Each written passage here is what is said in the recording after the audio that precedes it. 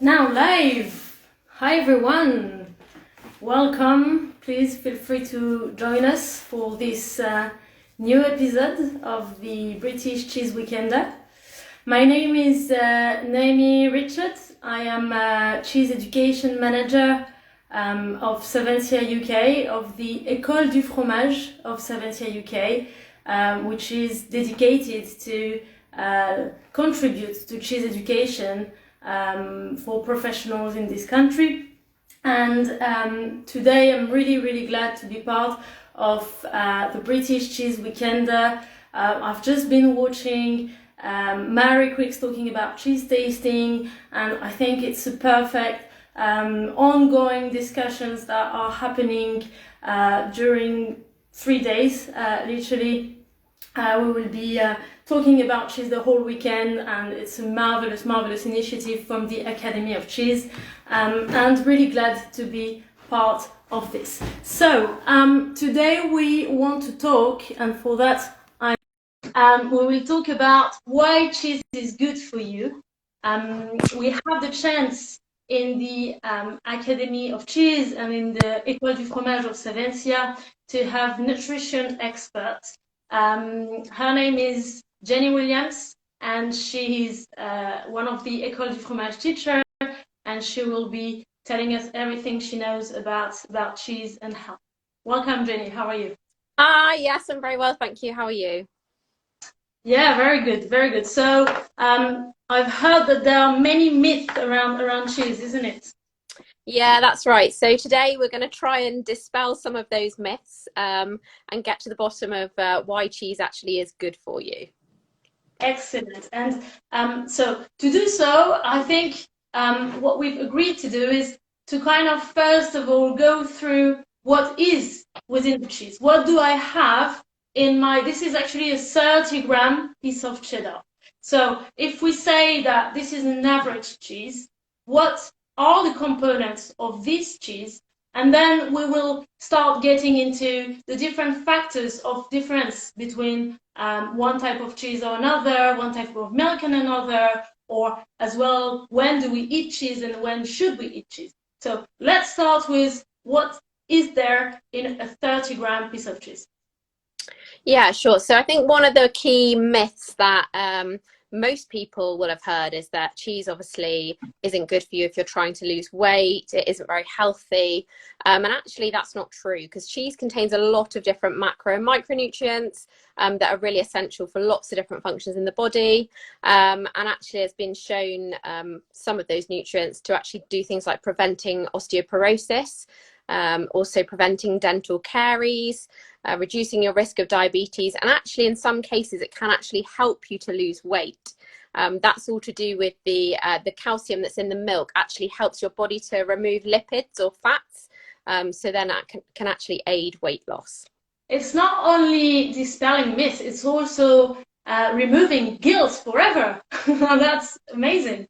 Exactly. Yeah, so I think the macronutrients in cheese is obviously protein. We all need protein for growth and repair of our muscles. That's the main function of protein in the body. Protein levels that you should intake every day differ really depending on men and women. It's about 0.6 grams per kilo of body weight, which equates to about 56 grams for men per day and 45 grams for women. So proteins are made up of amino acids. There's 20 amino acids in total, and 9 of these are essential amino acids. So that means that those amino acids can't be made in the body. Those we have to intake through our diet. And because cheese contains all 9 of those and all 20 in total, that actually makes it an HBV protein, which means it's high biological value. And that means that 95% of that protein within the cheese is actually absorbed into the body. So that's really useful as well.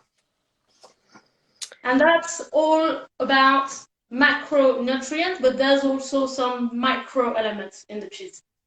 Exactly, yeah. So obviously fat is another one of the macronutrients, but within fat contains a lot of different fatty acids, which I'm sure you'll all have heard about. So one of the fatty acids that we are particularly interested in cheese is called CLA. It's actually called conjugated linoleic acid, but CLA for short.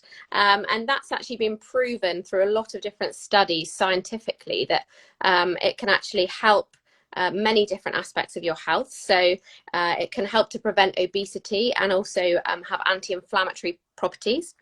And also it's found in much higher concentrations in fermented dairy products, so things like cheese and yogurt, and also in cheeses where the milk comes from animals that are fed on a 100% grass diet.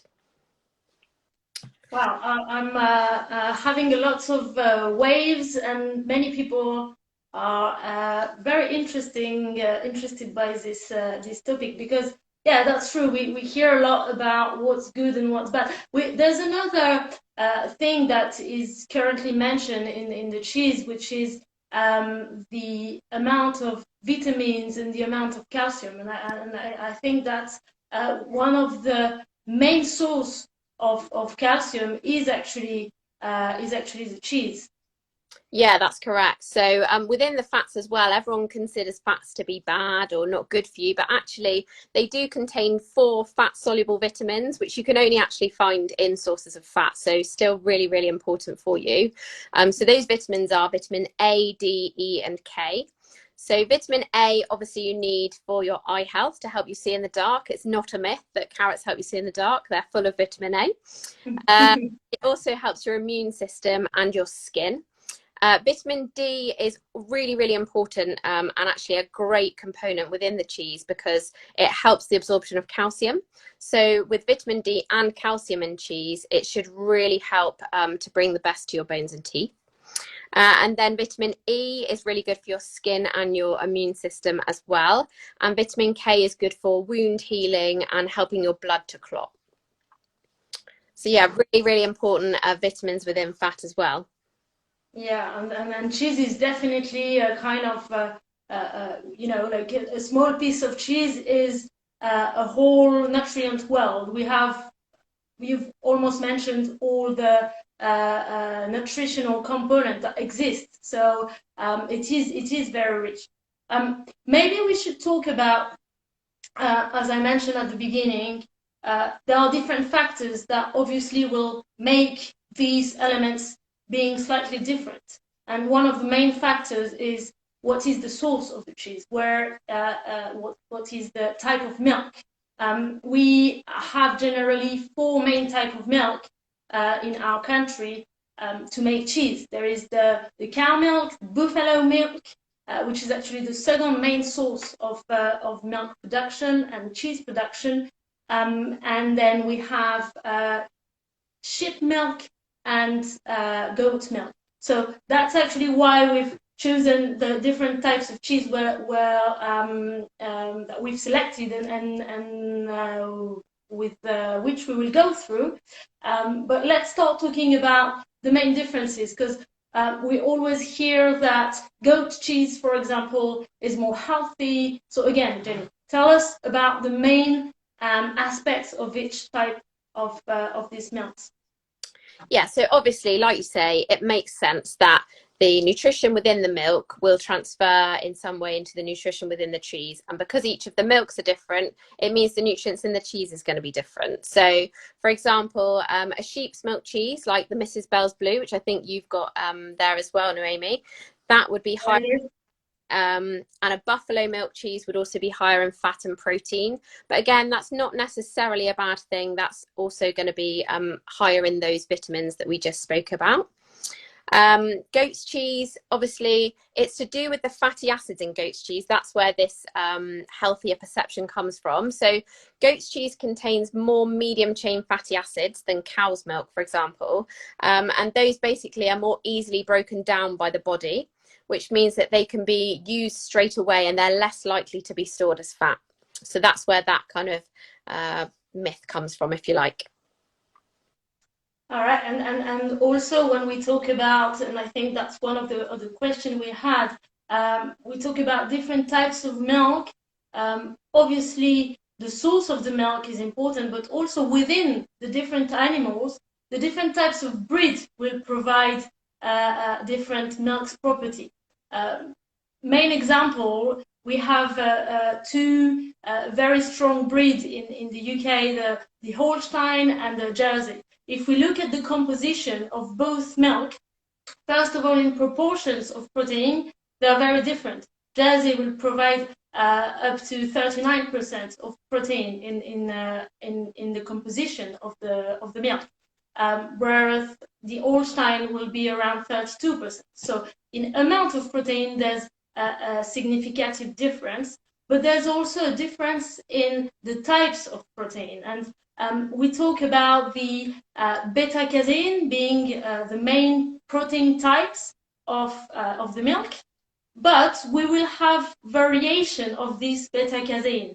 Some beta-casein will be A1, other A2, and depending on the amount of A1 and A2 that you have within the milk, the impact on health will be different. Some studies have shown that high level of beta-casein A2 are related to better digestion, better digestibility. Another important thing, but more for the cheesemaker point of view, the kappa-casein. The kappa-casein is actually the casein that's being processed by the rennet. And again, there are different types and variation of these casein types that will facilitate, or not, but some types of beta-casein will facilitate the coagulation. So there's a whole point of having differences within the different types of animal, but also within each breed, there are very specific properties in the milk and obviously impacts on health. Yeah, and even further, so even down to specific breeds, and then when you look at the actual animal feed, that even makes a difference to the nutrient content of the milk, and then consequently the cheese. So, you know, animals that are fed on 100% grass diet, like we spoke about earlier, not only are they higher in conjugated linoleic acid, which has health benefits, but also they're higher in omega-3 and vitamin K as well. So there's so many different factors that influence the nutrition in the milk. Of course, and so I've seen that one of the questions was how the make process impact health, and that's actually the next step of this discussion. We mentioned differences between the milks. Then there are differences between the style of cheese. We know from Academy of Cheese Level 1 that there are 4 big make types of cheese, and again, we've selected cheese to reflect these and to reflect the different impacts of all these makes and post-make process. I want to start with the maybe simplest, easiest cheese, the more related to milk, because it's basically the curding of the milk. This is a goat curd from the White Lake, which actually is a lovely creamery based in Somerset, and they have their own goat herd, and they get the milk and process it every day to have the best fresh goat curds. These types of cheese is literally just the concentration, simple concentration of nutrient through the action of the rennet, but with no further maturation. The only maturation will be the lactic acid bacteria maturation within the tank. And this is what will make the cheese develop its slight soury flavors. And then the cheese will be completely fresh and creamy. And also this type of cheese make will generally be related to lower calcium level. Because when we let the lactic starters to act in the cheese, the calcium will be eliminated, and that's why we get this texture which is completely spreadable. So that's the first family, and that's obviously, and you will explain us that, Jenny, have certain types of health impact. Yeah, sure. So as you said, because it undergoes kind of minimal processing in terms of cheese making, it does mean that it has a higher water content, which therefore means that it has a lower fat and protein content than some of the other families that we'll speak about afterwards.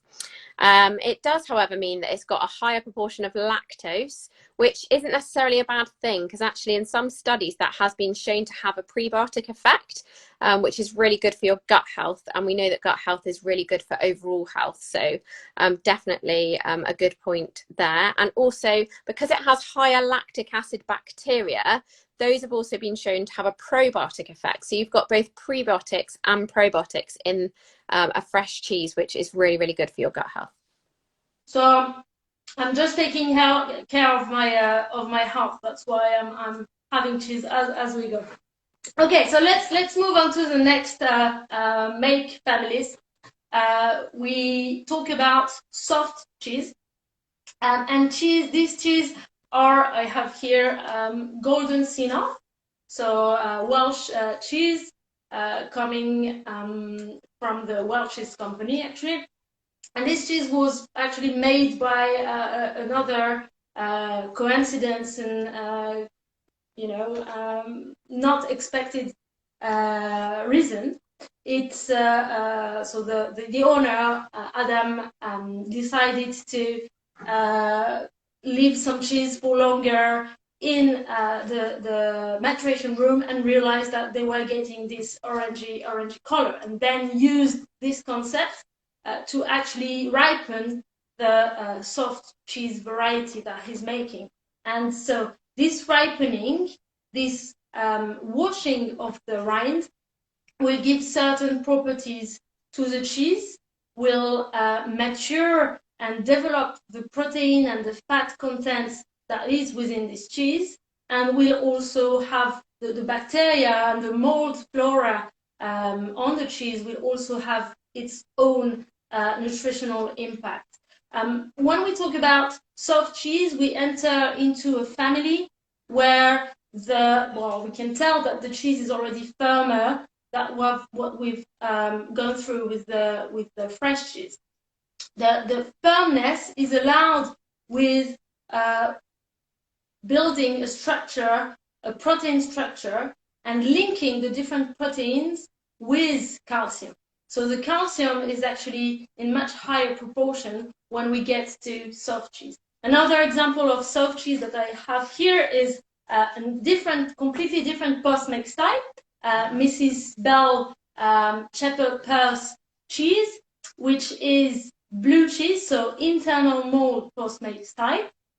And again, we're talking about high level of calcium. You will explain that in a bit, Jenny. And this time we are in a completely different universe of molds and microorganisms, which we can definitely see on the visual aspect. Yeah, so as we're removing some more of that water during the processing, it does mean we're starting to concentrate the nutrients. So these ones will have slightly more fat and slightly more protein, and also they'll have a slightly lower level of lactose than the first cheese we looked at. But talking about calcium, like you just mentioned, obviously calcium is starting to increase now as well. And actually blue cheese has quite a lot of calcium in compared to some other soft cheeses. It's kind of the next step down from a hard cheese, which would be the highest amount. So to achieve 200 milligrams of calcium, you'd only need a 30-gram portion of cheddar. You'd need about a 40 gram portion of blue cheese, or you would need to eat this whole broccoli. Wow. I'm much better with my 30 grams of cheese. For sure. Yeah.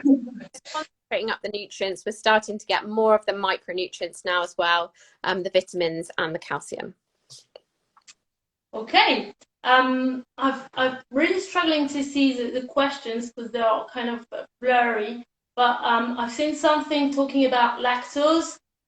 We've obviously mentioning that as we go eliminating the water within the cheese, we also eliminate the lactose. So as we go in concentration, in concentrating the solids of the milk, and therefore, as we go towards the hard cheese family, we will have less and less lactose.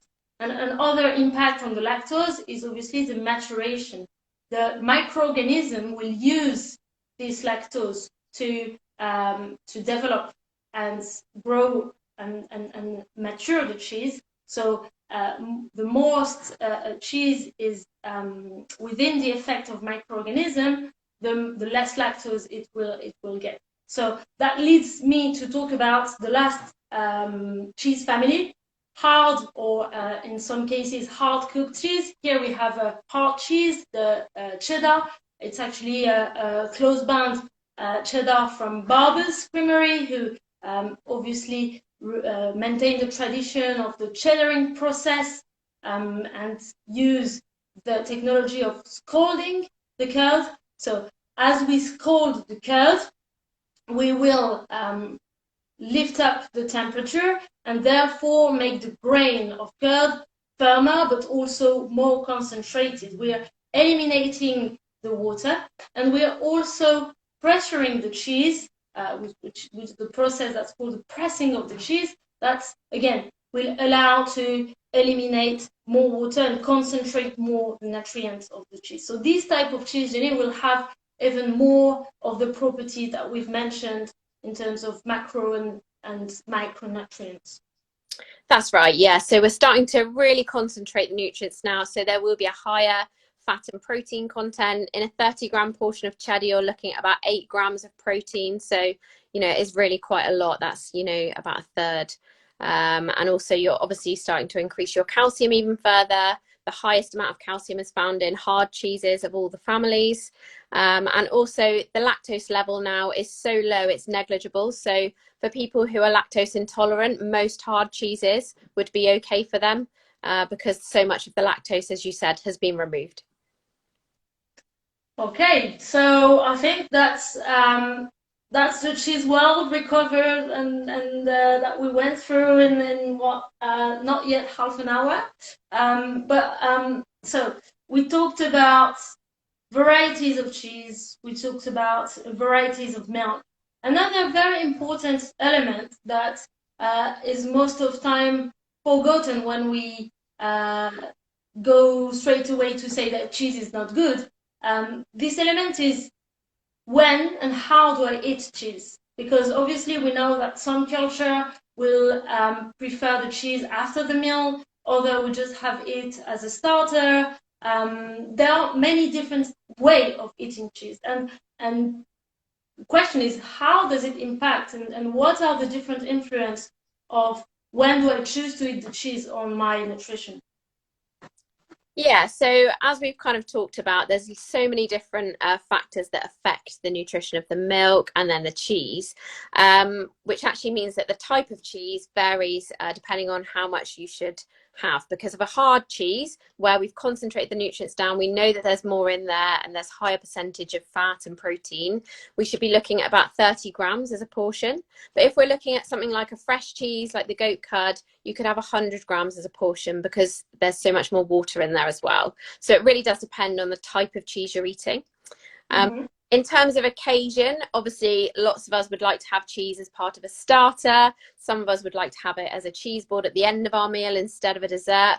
Both of those are completely valid times to eat cheese. Having cheese before your meal at the beginning can actually help make you feel fuller up. So it has a satiety effect, and that means that you then would not overconsume when eating your main meal. If you have cheese after your meal as more of a cheese board dessert, then that means you could, it has a real benefit for your dental health. It reduces the effects of the metabolic acids and restores the enamel on your teeth, which helps to reduce the risk of dental caries as well. So it is really good at neutralizing the acid to protect them. Well, we can basically have cheese anytime. Anytime. Wow. So yeah, now I understand why cheese is good for you. Another thing when we talk about type of uses, and I will take again the example of this cheese, which is for me amazing as it is, but since I discovered the UK consumption, I also got familiar to baking cheese, and I really enjoy many types of soft cheese, golden siennas, but also Mont d'Or, Époisse, Camembert in the oven, baked, and yeah, and that's making it completely different. But the question is how, and does it have an impact on the product in terms of health? Is it good or is it bad? I think the key is when you're having cheese when it's baked or cooked, we all love it. But I think the key is to just make sure you don't overconsume, because once a cheese is baked, it's very easy to eat more than what might be your necessary, like your normal portion size. So just something to bear in mind when you're eating a baked You camembert. know who you're talking to. And then the other thing is basically it's really, really beneficial for your mental health. I think there's been studies that show that actually it triggers the same receptors in your brain as eating chocolate and some of the other things you were saying about earlier, Naomi. Yeah, sports. There's some types of endorphins that are produced by having cheese. So yeah, I'll definitely choose my side if I have to pick up a cheese or go for a run. Okay, so basically, if we make a conclusion of all this, cheese is definitely not evil in terms of diet, or if you want to lose weight, you don't have to avoid cheese at all. It's all about, if I understood well, a balanced diet, and it's all about using the right proportion. Is that a way to conclude? We can also say that you should um, understand what is your occasion, and therefore measure the amount of cheese or the type of cheese that you should have, isn't it?